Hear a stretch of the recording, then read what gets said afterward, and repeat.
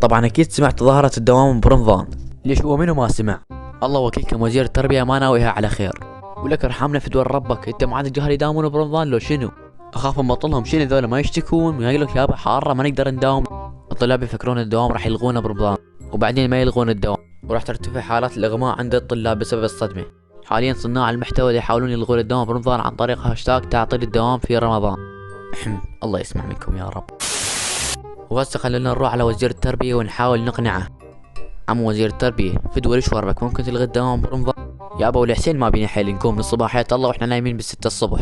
اصبر لك بس شهر واحد عينه، يعني شهر واحد صعبة الخاطر الله، بس شهر واحد. هسه يقول لا الدراسة اهم لازم نعلم الطلاب، وش تعلمنا ما تقول لي يعني الدراسة اهم من عبادة الله. وزير التربية ترى رمضان شهر عبادة وليس شهر دراسة، افهم الله يخليك. باكر عقبه شو تقول ربك على مود مدارس ما خلت الطلاب يصومون عدل؟ حرام حرام حرام، افهم فدوى ربك افهم حرام. حتى تعبت من الحكي اظن بعد ما عندي شي احكيه. وزير التربية ترى طلابنا يناشدوا لك اتمنى ما تردهم خايبين. فدوى عطل الدوام، ترى الطلاب خطية ما يتحملون الحرب برمضان، فاتمنى تستجابني والله العظيم. بليلة القدر راح ادعي لك دعاء ما صاير، وانت تعرف بعد دعاء ليلة القدر مستجابة. انا خايف كل هالمناشدات وبالنهاية خطتنا تفشل.